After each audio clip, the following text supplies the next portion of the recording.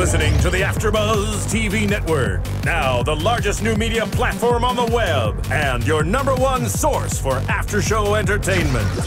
Very good, Gene Johnson.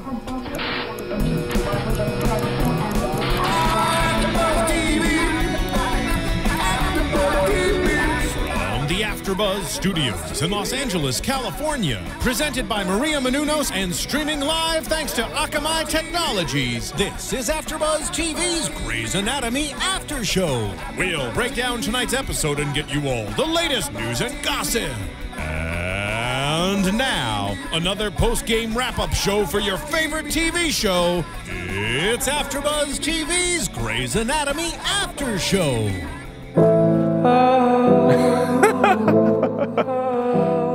Oh, Ramon, oh, Ramon.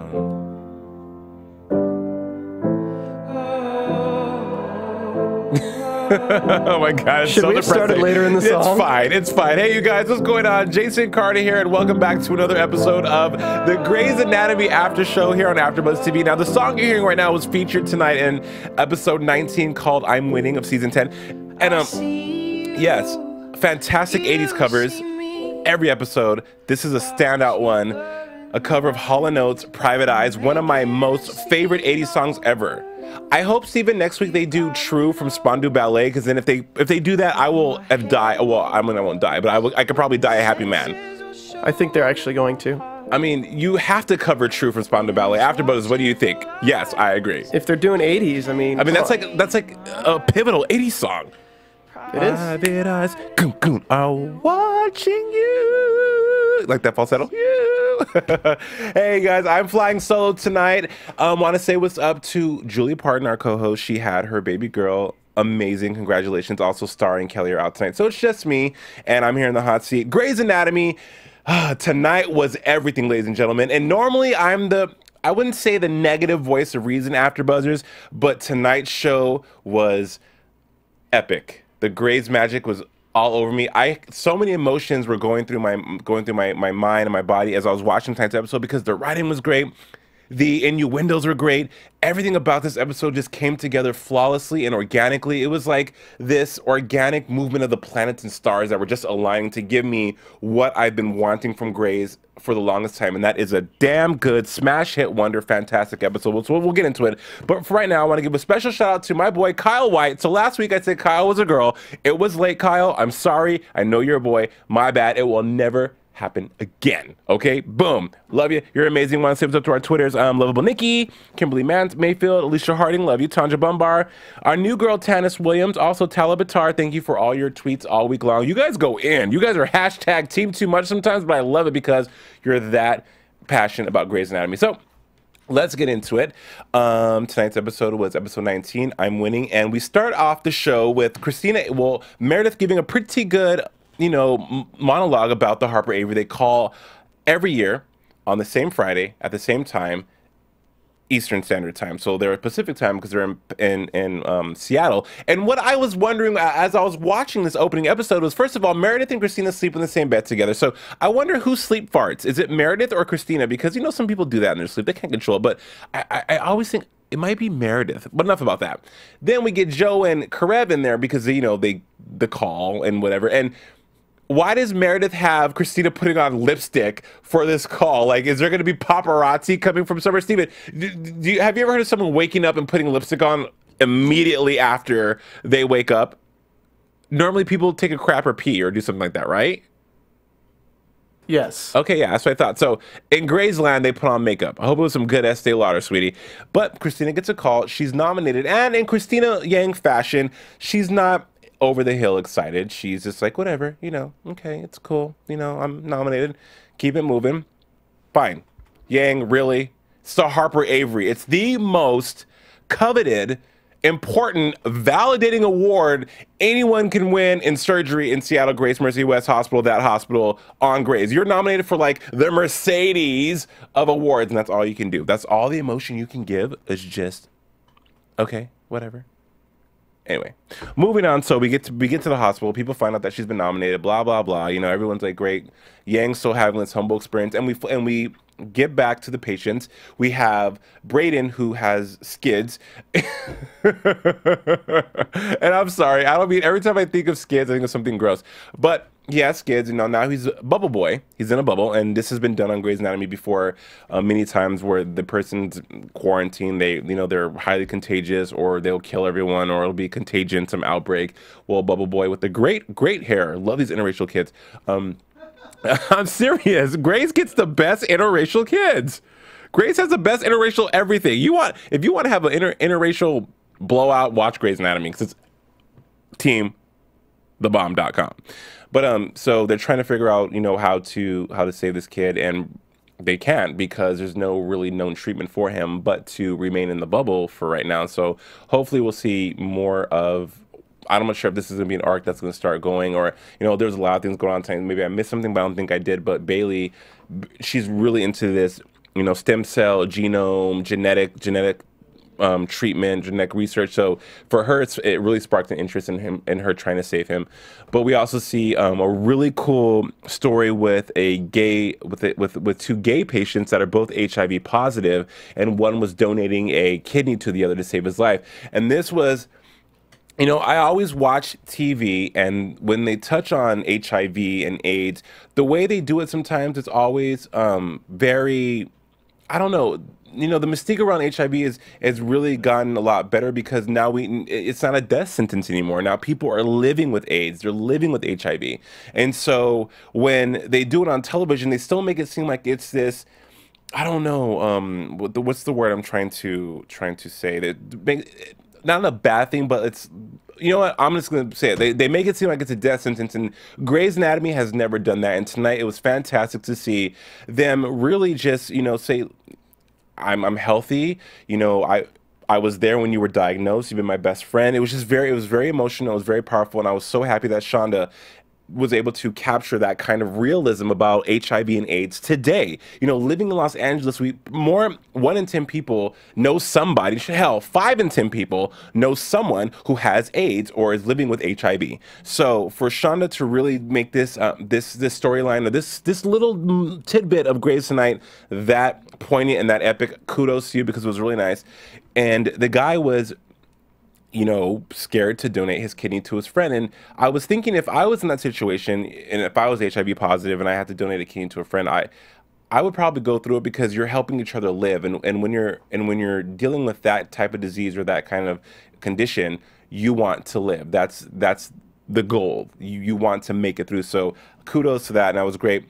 But he backs out, and we see Meredith lying to the best friend, making some random, she misread the charts, and I was thinking, why would she lie that quickly? Because the way they cut to it was like, okay, done. She lied, she got emotionally involved, and that was the end. It was just very weird. It was like, okay, that's not Meredith. Maybe Izzy would have done something like that, but not Meredith. So it was kind of crazy to me to see that happening. But I was, on the flip side, I identified with that, because he was scared. He felt horrible, because he wanted to help his friend, but it was one of those things where it was not a selfish decision, but maybe, what's the word, AfterBuzzers, a decision that wasn't really, thought through without emotion involved. So we see that happening. And also we get back to the other patients where we have the mom and Frankie, the little girl. So, okay, I was watching the beginning. I was like, who is this Frankie chick? And why is she walking around Seattle Grace trying to be Chief Weber? Not doing anything, being let in all the rooms where she's not supposed to go. And this kid's like, mouthing off all these medical terms. Like, great, who is this protege? Is she someone's kid? Did they buy her? Did they print her out of that copier that's printing up people now? I don't know who she was, but apparently she was one of the siblings of the two that are afflicted with this genetic heart condition. And the boy, at the end of last episode, we see him AfterBuzz. What was he coughing up? Was it phlegm? Was it mucus? Was it spit? I don't know. Where he's like, I'm not sick. Apparently you're sick, dude, because you're coughing up some stuff that's not cute. So now his condition had escalated, and he was dying. They need to get a heart transplant or some kind of heart pump, or there's always some kind of thing that so the FDA has to fly in from San Francisco or Seattle. You know what?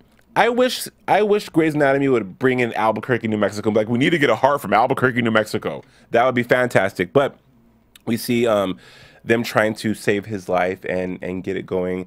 And throughout the course of this, tonight's show was really centered around Yang, because like I said, she did win, or she was nominated for Harper Avery, and she's just, I don't know if this is their way of ushering her out. If Yang is the arc that's coming, I'm for it. But I was wanting more from her, because it just seemed like she was just too lax about the whole situation. But we did get a surprise champagne toast from Meredith, which was weird in the sense of her fake smile. And did anyone else notice that? Because I was thinking, like, is she being a true friend, or was she jealous? But we do find out later on in the episode that yes, Yang was jealous, and yes, Meredith was jealous, and that she was happy for her friend, but her mom won the Harper Avery. So throughout the course of this Grey's saga, and I like to call it a saga because that's what it is. It's like Star Wars. We see that Meredith is always, her mother was one of the greats, and in her opening monologue for A Hard Day's Night, which was the first episode 10 seasons ago, she says, my mom, she was one of the greats. I am just a horrible mess. So maybe Meredith was feeling like she failed, or she wasn't good enough, because in one of the monologues at the end, they say, being nominated is validation. Getting the Harper Avery is validation. Being nominated for the Harper Avery is validation in your research, in your work, in your skill as a surgeon. So Meredith, being a descendant of a world-class surgeon and not being nominated, must have been a real slap in the face for her. So I don't know, maybe that's what that was about. What else happened that was really cool this episode? It's, there's so much going on. One of the things that I really enjoyed was April and her lack of underwear. Okay, someone tweet me now at JDC Forever and let me know, when you're a surgeon, you do have money, correct? Or you do have money too. Well, I mean, how much do these surgeons make? Because I get it that she didn't do her laundry, but honey, go buy some drawers. I'm sure there's a TJ Maxx or a Marshalls or something else that you can just plop down a credit card and be like, I want to buy these nice Hanes Her Way or whatever they sell there, because I don't wear women's underwear. But she's walking around in a bikini. And it was just a filler thing that wasn't really, needed. It was comical. It was great. But this brings me to the whole J-April thing, and the reason why I'm not a J-April fan.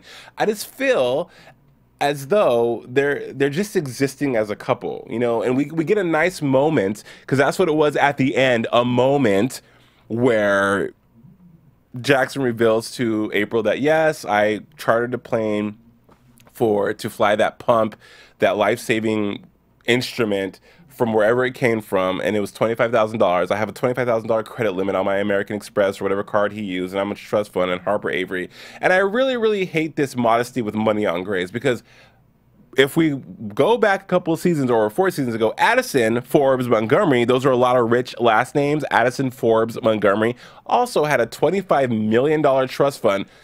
Izzy won $7 million. It's just that people, if I was one of those doctors that had money, I'd be like, dude, I got coins, I make it rain every day. What you need? You need a new heart? I got you. You need a new face? Done. Hell, you want new arms, legs, and teeth? Boom, let me write you a check, because you got those kind of coins. So when I heard April talking to Jackson about the money situation, I was like, ugh, here we go. He's gonna be humble about the money. Like, for once, can I get a cocky surgeon on Grey's Anatomy? Besides them being cocky about medicine, be cocky about the money, because I don't have it. You got it. Feel me? So anyways, that was cool. Moving on. What else what were some of the great things that stood out this episode? What am I thinking about? AfterBuzz, what am I thinking about? Tweet me and tell me what were some of the things that you liked, because there was a lot going on in this episode. One of the things that also was great was seeing Miranda when she was asked to congratulate Cristina. I couldn't quite figure out why she didn't want to congratulate her, or why she was hesitant to do it, because she made excuses. She's doing surgery, or she's doing research, she's doing these things, and it led me to think, are the doctors jealous of her? you know, are they jealous, or is there something else going on? Because this episode, although it was great and the emotion and the feel of the episode was fantastic, I felt like it still jumped around, and that's been something that's been going on every season, or every episode this season, I'm sorry, with Grey's, is that they jump around and things move fast, and you really can't get a handle on the idea of, you just have to take it all in and try to decipher for yourself what's happening.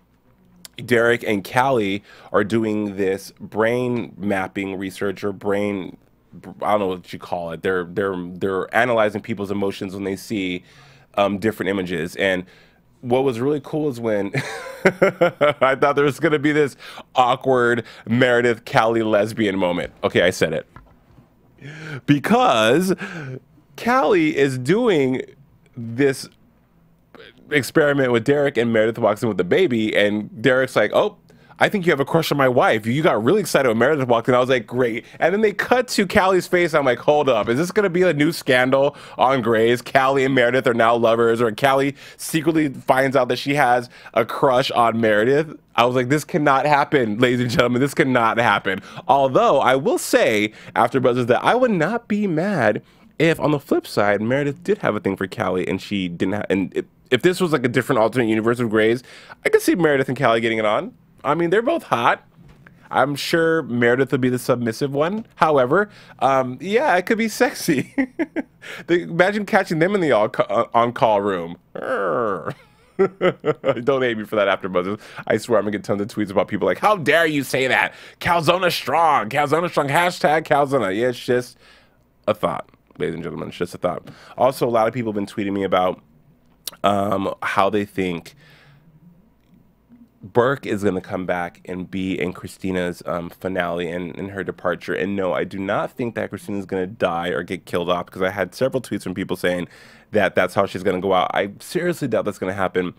But with this Harper Avery situation with Cristina, I think it's building up to something. And do we find out if she wins? If she loses, we don't know. That is to be determined later on. So back to the braiding kid, the kid that has skids.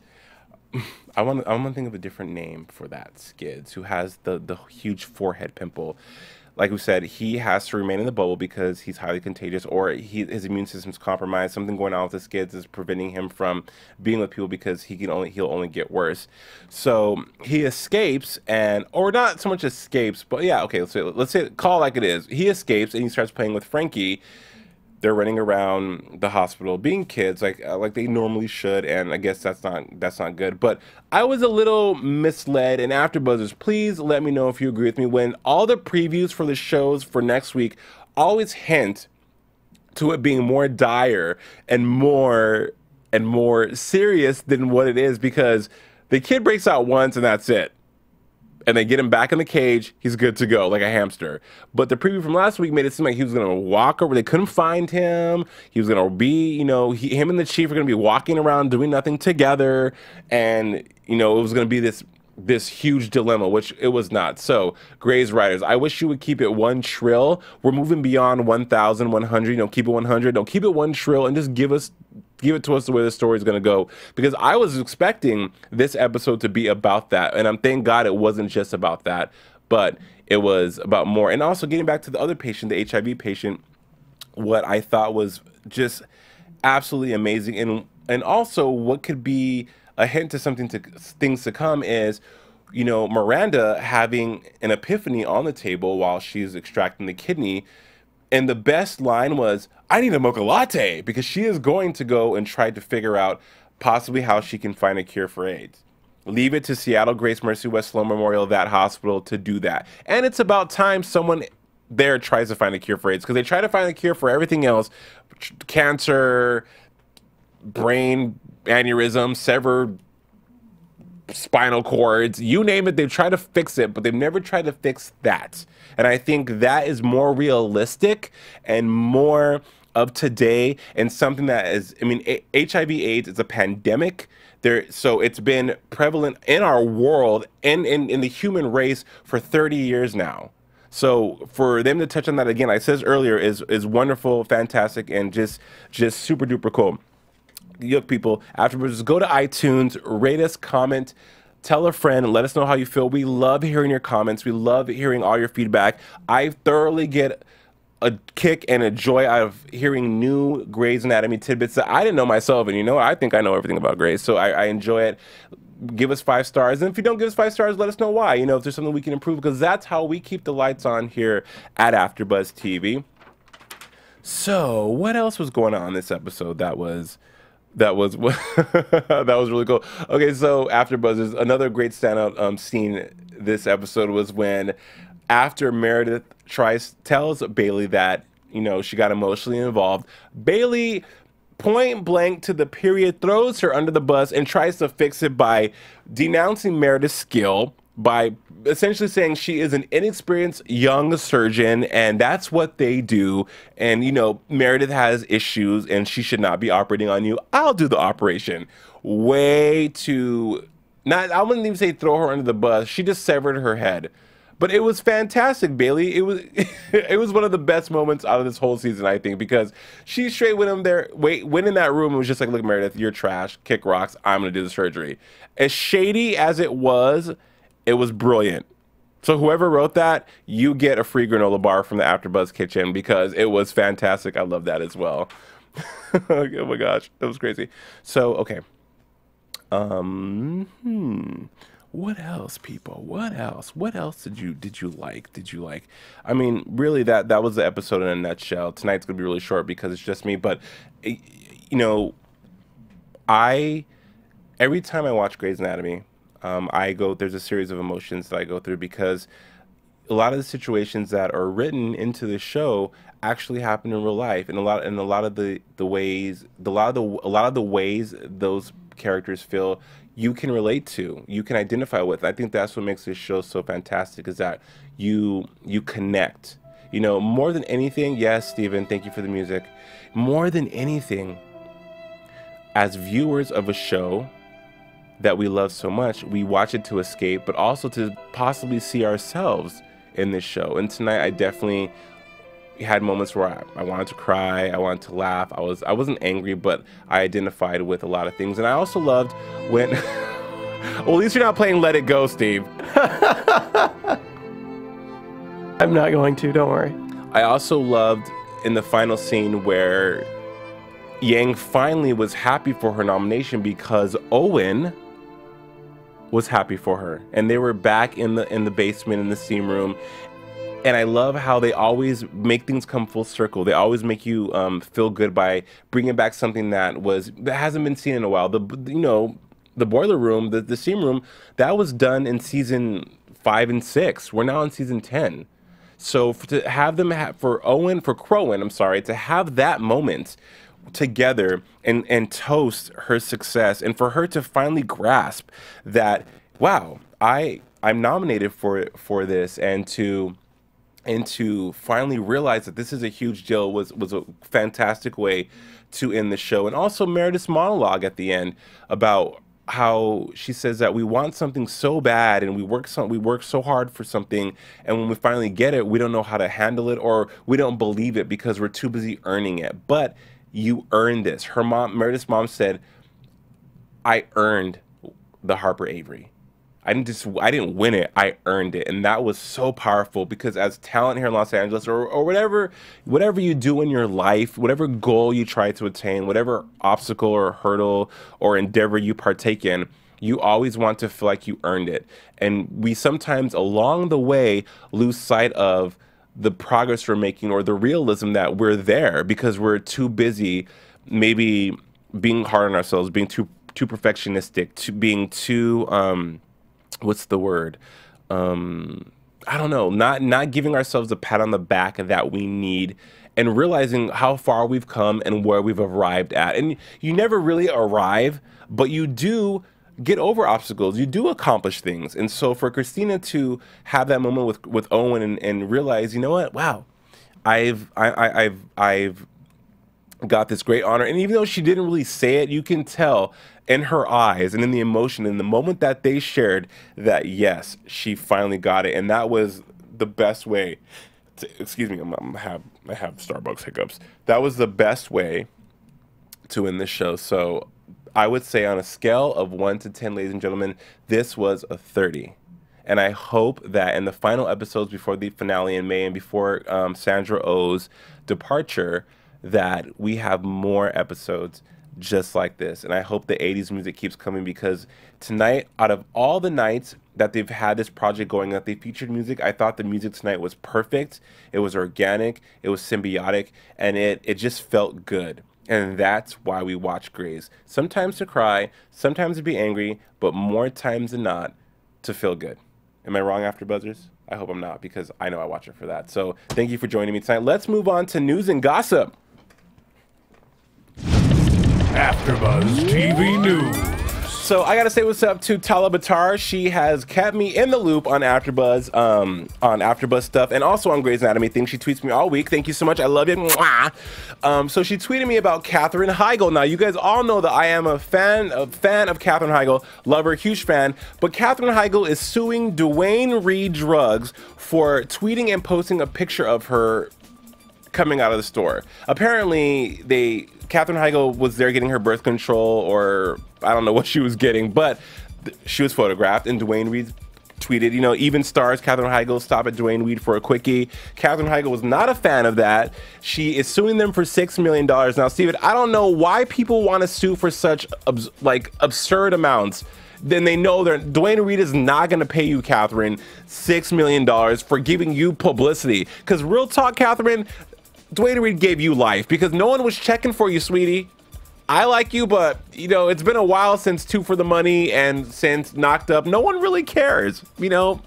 Ouch. So, yeah, I mean, I'm just keeping it one trill. No one cares, Katherine. So you should be thinking, you should be like, you know what, Dwayne Reed, you're welcome. No, Dwayne Reed to Katherine Heigl, you're welcome, sweetie. Have a seat. As a matter of fact, you can go build it, cut the tree down, construct the chair yourself, and have a seat in it because they did you a favor. Also, we got some news from, I'm sorry, it's late, peeps. We got some more news on the interns.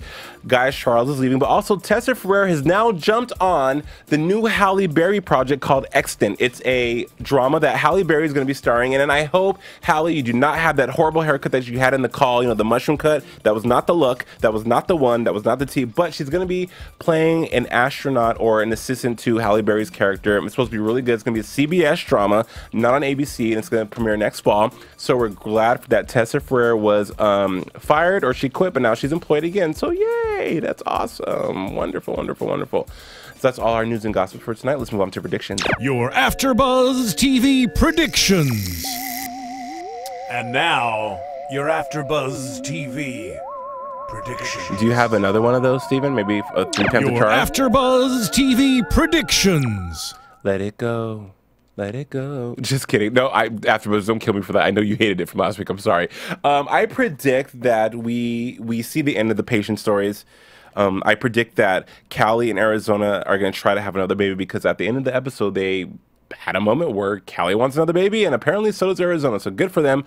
And I also predict that this Harper Avery situation is going to be the pierce de resistance for Meredith and Cristina's relationship, their friendship going towards the finale and Sandra Oh's exit. I do think that this will be a major factor in how it ends for those two.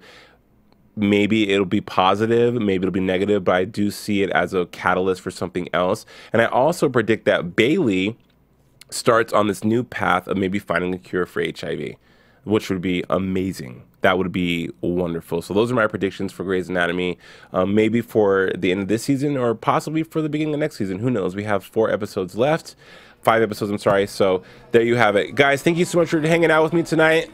I'm Jason J. Carter. Follow me on Twitter at JDCForever. You can also catch me on Facebook at the Jason Carter fan page and at SayWhatAWebShow.com. The girls will be back next week. And until next time, keep it real. Have a good time. Don't text and drive. Mwah. Good night, everybody. From executive producers Maria Menounos, Kevin Undergaro, Phil Svitek, and the entire AfterBuzz TV staff, we would like to thank you for listening to the AfterBuzz TV network. To watch or listen to other after shows and post comments or questions, be sure to visit AfterBuzzTV.com. I'm Sir Richard Wentworth, and this has been a presentation of AfterBuzz TV. Buzz you later. That was great, right? The views expressed herein are those of the hosts only and do not necessarily reflect the views of AfterBuzz TV or its owners or principals. Thank you for watching AfterBuzz TV on YouTube. For more of your favorite after shows and interviews, subscribe to our channel here, and be sure to share your opinion on the episode in the comment section below here. We'd love to see what you guys are buzzing about. Thanks again. Buzz you later.